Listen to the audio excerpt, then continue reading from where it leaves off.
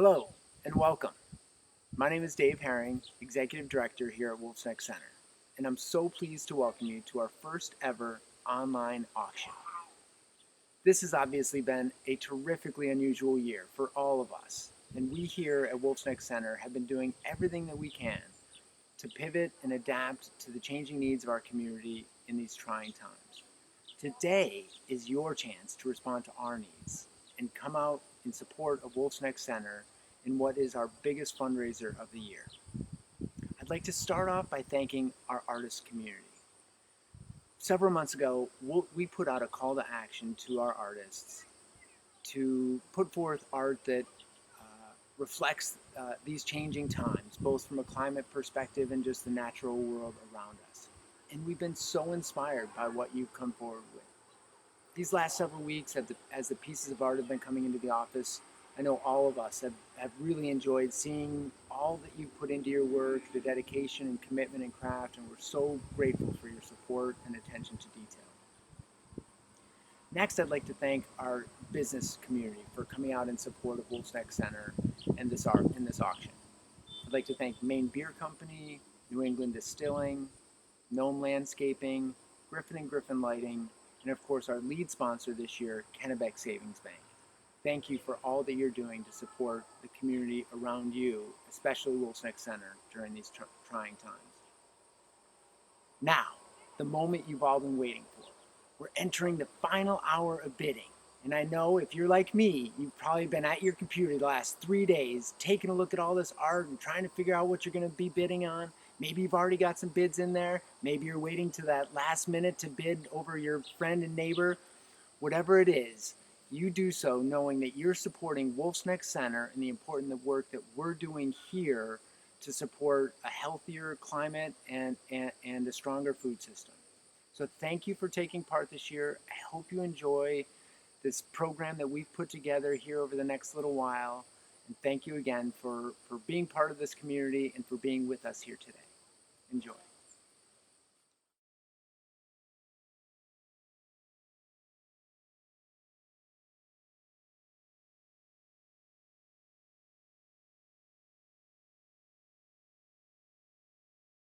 Hi everyone, I'm Jefferson Navicki. I live in Freeport, right at the end of Litchfield Road near Wolf's Neck. I'm a poet. I teach at Southern Maine Community College and I work as an archivist at the Maine Moon Writers Collection. I'm going to read a poem called Library of the Forest. The background of that poem is it's that title, Library of the Forest, was a writing prompt that my wife saved. One of our favorite exercises before COVID hit was to go to restaurants and have a little writing date. So she saved this particular prompt. And she had heard it from a Spanish artist named Miguel Angel Blanco, who had a project of the same name. So she brought it to this date that we had, which turned out to be kind of bad. The guacamole had run out by 5 o'clock by the time we got there. Margaritas were pretty watery, but the date was fun, and at least I got this poem out of it. The Library of the Forest. 1. Many years ago, when it was first put here by those who believed in the magic down the moss, the words formed by lichen that told of how it used to be, and how to keep the green green, and the tilt in the rock. We were not alive. We found it with this. 2. The books live well in the Library of the Forest. We haven't added anything. We didn't think it needed it. And so our stewardship is to read on the mossy reclines, to make our way through the volumes left to us. I have taken science, and she has taken literature. And we meet in the middle where the birches bend, below the rotted pine. She tells me what I've missed. I read to her my favorite passages, earmarked with a sap cluster that will last for a very long time, but the forever we have always envisioned does not forever as no forever does, and so we must plan. 3. We don't know who will find the library after we've gone. We wish we could find the right people to take over the task of green and reading. But we haven't seen anyone for years upon years, just deer and squirrels and the occasional edible mushroom that by now feels like a fellow living creature. We're tired, but we're not done yet, but soon will be.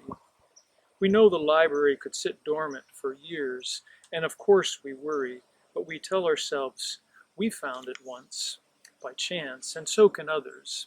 It only takes the few to carry on the work of reading, of holding this living thing in your heart.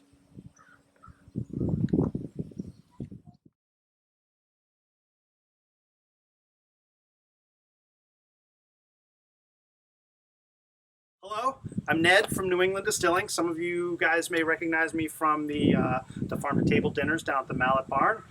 We thought in lieu of that and in preparation for the art auction, we would make some cocktails with some of the farm ingredients that you can get here or you can probably find in your own yard or easily at the grocery store as well. So we're going to do a drink today, very versatile. We're calling it the Wolf's Neck Daisy, and you can make it with either gin or rum. So we'll focus on those today, and we'll start off by making a simple syrup, which is going to head us down the road.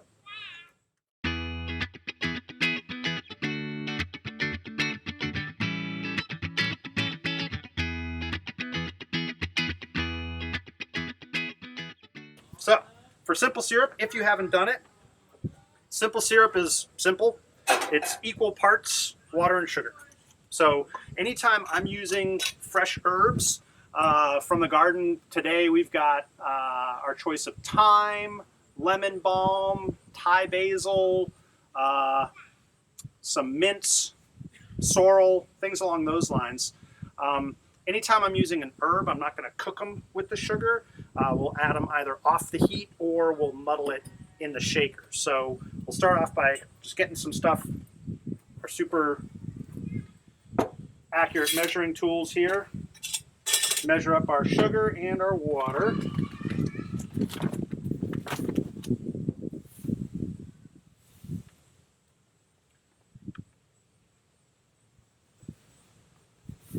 Okay.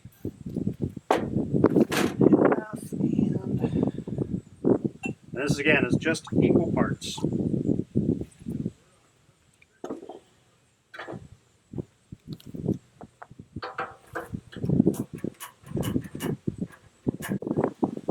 We're up.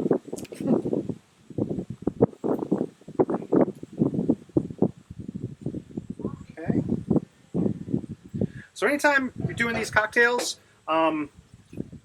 first step, make your syrup, get that ready to go. It can go in warm because you're putting in a lot of ice anyway. But these cocktails are a lot of the ones that we tend to do for the dinners anyway. They're going to be citrus-based, a little bit of booze, and then a simple syrup and an herb. It's a really easy mix. It's kind of the same recipe you'd use for a daiquiri, a Hemingway favorite, or another Hemingway favorite we were just talking about is called Death in the Gulf Stream. Pretty much the same drink. It's just gin-based instead of rum-based. And they all follow the same equation. It's like around 2 ounces of spirit, 1 ounce of juice, and then 1 ounce or 3/4 of an ounce of simple syrup. So we're going to go with, I think this one we're going to go with the gin to start. So we'll do 2 ounces of that, do 1 ounce of lemon juice, and then 3/4 of whatever simple we end up making. So technically with simple syrup, if you're going to keep it around, you want to bring it up to a boil. I make small amounts so I don't bother boiling it. It's a time saver, get to your cocktail faster. And also that way I can change them up a lot because I like to change them up a lot. So once it's hot, take it off the heat and pick whatever herb you're going to use. So if you're going to do it like a hot steep, you can do thyme is awesome for that. And you're super measured and scientific about it. You just grab a baby's fistful of thyme and cover it with simple syrup. and let it sit. And then the other one that you can do as well is a lemon simple syrup. So you just take the zest off the lemon and load that into a mason jar. And zest it, and then cover that with simple syrup. That way, now you've got options. You don't want to like pour the hot syrup over the pulp. Just doesn't work out as well. The zest is brighter, nicer, zestier. Okay. So we'll get that one. Brr. Reminds me of Saturday Night Live, the goat boy.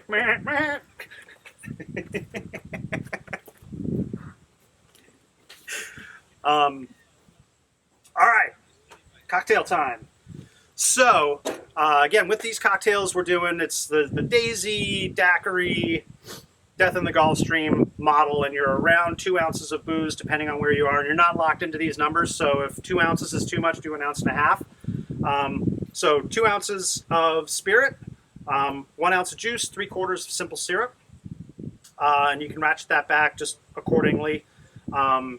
So we're going to go, I think this one will do the gin. And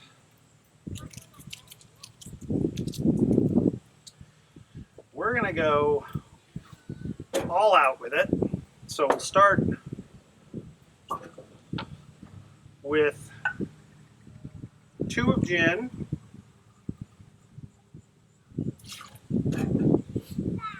This is my laboratory measurer, so I feel like I'm doing science, not drinking cocktails all the time. I think we've got this, the lemon balm, which is lemony and nice, but you can do this with basil, like regular Italian basil. Thai basil gets a little bit more like anisey flavor to it, which is very cool. So you just, with this one, you're just going to break the leaves off. Grab a muddler. As with anything, there's gear for however geary you want to be. A muddler is also just the back of a wooden spoon. Smush it. Muddle it, sorry. And that's, you're just kind of bruising it up to get the juices out. And then we're gonna get our lemon juice in.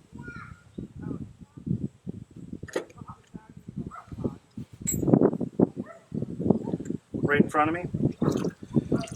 Carefully measured.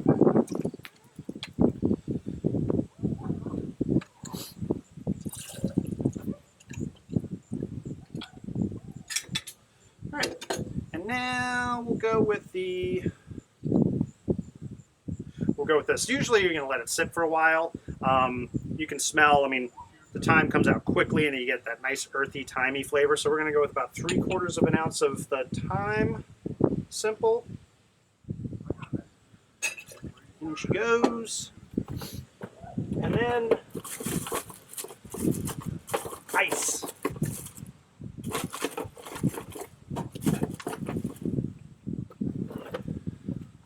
So, big rule.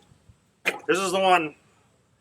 Whenever you're using juices, you need bubbles. So that whole shaken versus stirred, if you're using juice, so lemon juice, citrus, whatever, you want bubbles. That's either comes from shaking or from soda. Okay.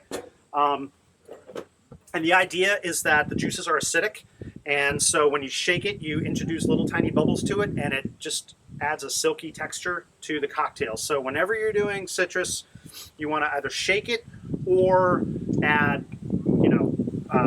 soda water, club soda. You don't have to be picky about it. I had blackberry bubbly, so that'll be blackberry delicious. So you put the top on, give it a good shake, and you really want to pound it. None of like, that ain't shaking it. You gotta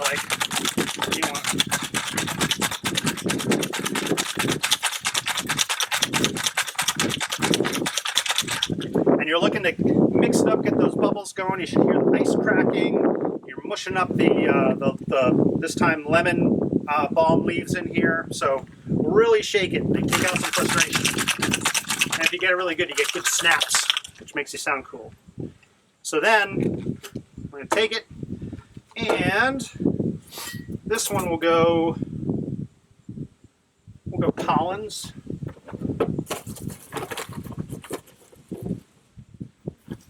So you can add your thing, glass.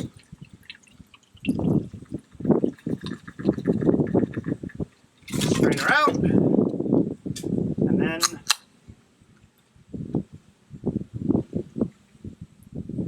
there you go. So that'll be our Wolf's Neck Farm Daisy.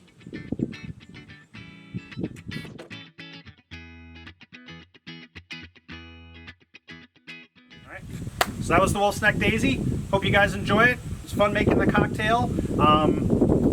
Enjoy the cocktail, enjoy the rest of the auction, and happy bidding.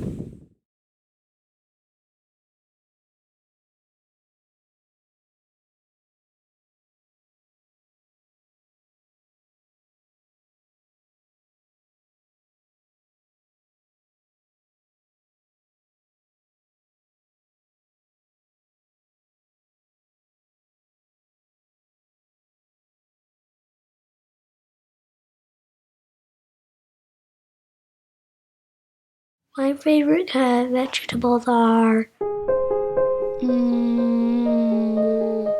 carrots, red peppers, and cucumbers. Some of my favorite vegetables are like kale and cucumbers and carrots and green beans. Broccoli, watermelon, strawberries, corn, carrots. I like everything. It's important to eat healthy food because you can grow big.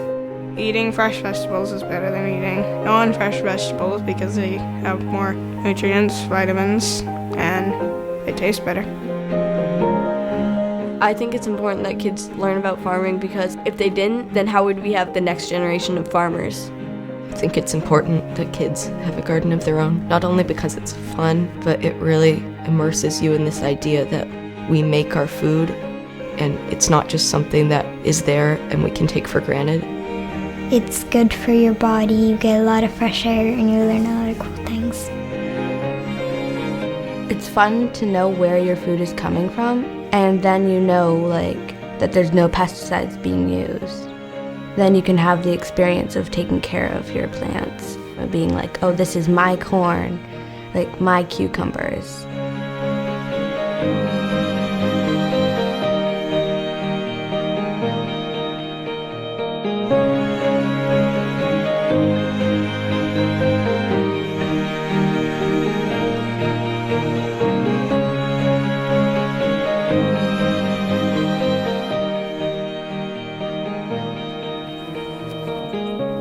I'd love to be a farmer when I'm older.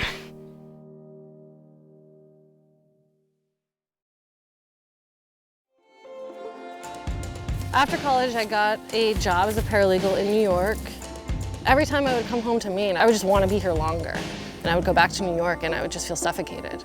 I really missed just being in green, just being around trees and being in the dirt.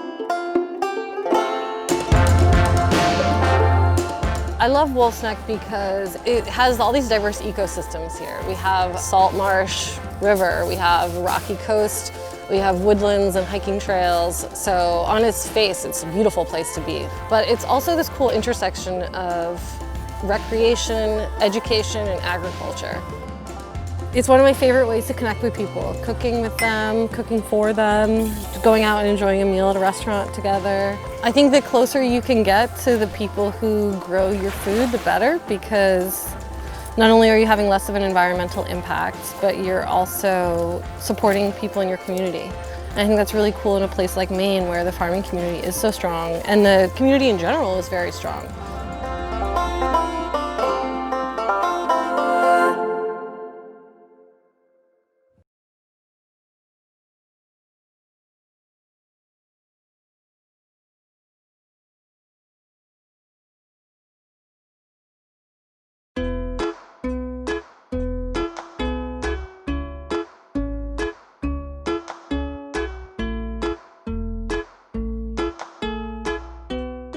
My name is Josh Harlan. I'm originally from Mexico, Missouri. I came to Maine after I graduated from Southeast Missouri State for a beef internship. I always say that the beef cows brought me to Maine, but the dairy cows kept me. My name's Hayden Gooch. I'm from Central Virginia. I came to Maine because I wanted a little bit of a change from Virginia. I'd farmed there for several years.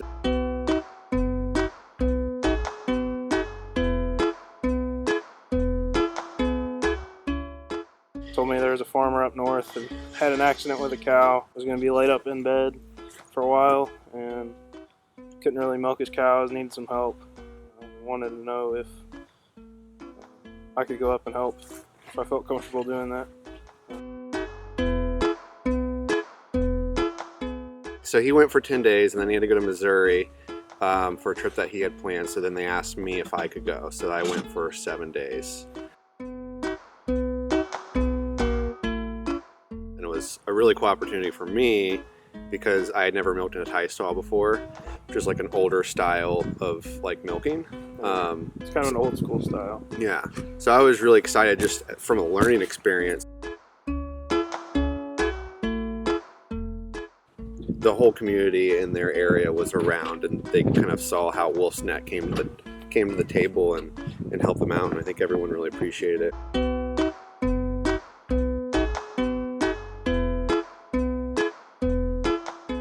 Wolf's Neck is really important in my perspective for the dairy portion of the program because really, I mean, it comes down to creating dairy farmers, and that's something that's really important to New England, obviously, and that's something I think that a lot of the community probably would like to see as they're traveling down the landscapes and seeing small dairy farms and not seeing it transform into, 10,000 cow dairy farms, which is kind of the trend. So having young people come into the game and to have that support that Wolf's Neck gives and to be able to have such an amazing place to do it at is really incredible. And then obviously the stories like this where we have the staff to go and help people and other local farmers in times of need. I think that's really cool and amazing. The connectedness, I've never seen that anywhere else. Never seen people that cared so much about their food, where it was coming from, and meeting the farmers and getting to know the farmers. I think that's really important to our mission and the way people look at agriculture now.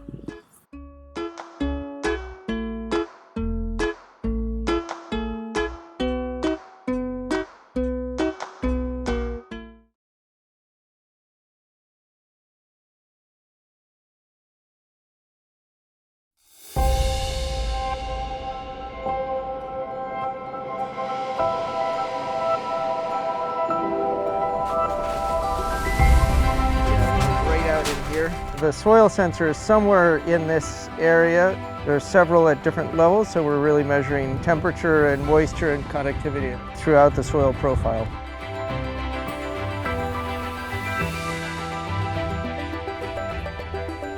Agriculture has gone through many evolutions. The transformation in technology in the last decade has actually been driven by the high cost of technology and automation. We have the opportunity to flip the script and really drive the cost down so that the technology for a small holder anywhere in the world is the same as a large holder in the Midwest. There's this tremendous potential for exchange. We can actually aggregate hundreds or thousands or millions of farms and data points and get our confidence that way.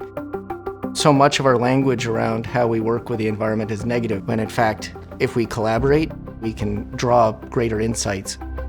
We can start to repair, restore, and regenerate our environment. My work at Wolf's Neck Center for Agriculture and the Environment is usually to connect with the farm team and begin the process of human-centered design. How can we create tools that are going to help answer questions and make better decisions on a day-to-day basis? The observatory in the field, the groups of sensors that we have out there cover a wide range, more than 80 different indicators. We have air quality sensors that EPA has installed.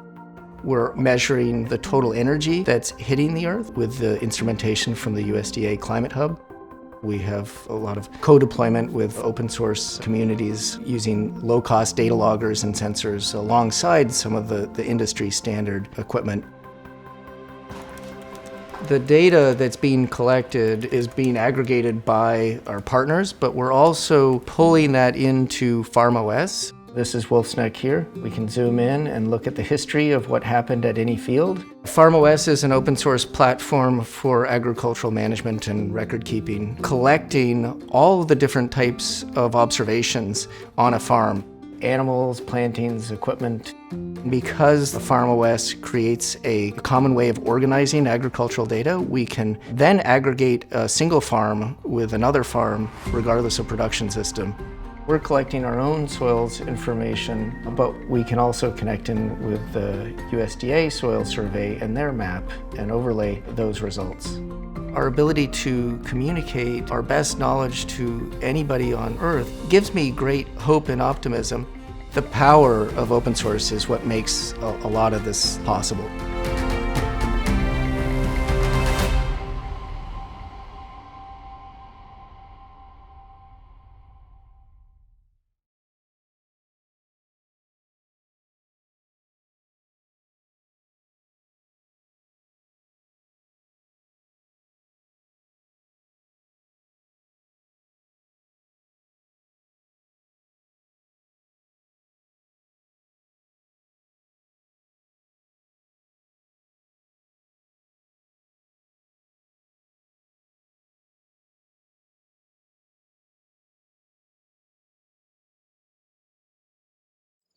Hey, my name is Barton Seaver. I am a chef, author, National Geographic explorer, and very proud Freeport resident.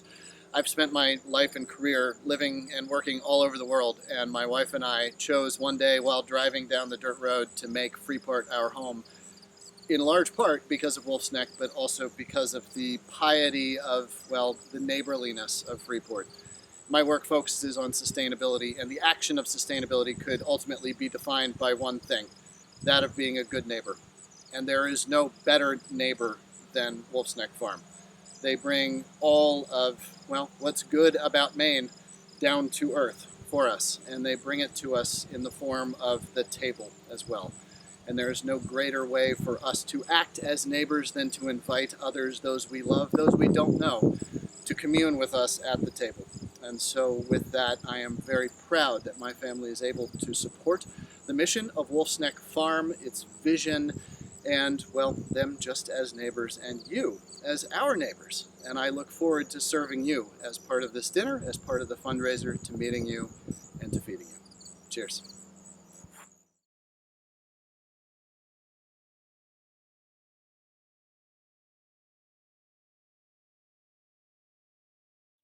Hi there, folks. I'm Farmer Tom from Wolfsneck Center. I've been managing the organic fruit and vegetable production here for 6 years, and as part of this art auction, you have the opportunity to bid on a 2-hour consultation to design or improve your current fruit and vegetable garden.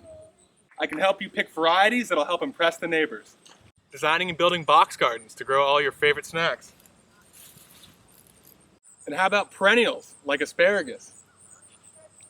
Sweet treats like raspberries are a great addition to any home garden. And how about peaches? I can even help you select varieties for your winter garden. You can be picking late into the season, even when there's snow on the ground. I'll even teach you how to grow really tall and delicious tomato plants. Well, folks, thank you for supporting us here at Wolfsneck Center and taking part in our art auction. I hope you bid on my exciting experience. I look forward to helping you build your home garden.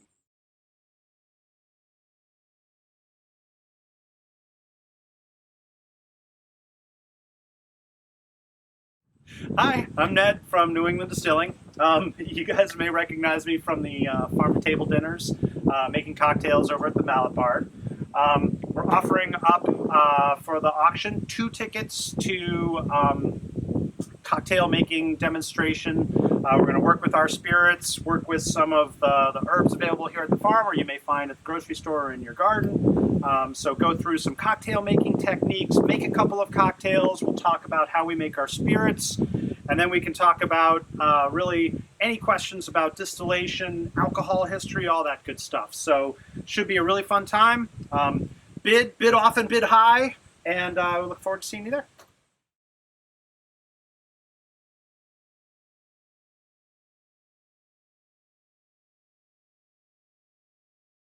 Hi, my name's Edwin Cahill. My name is Matt Cahill.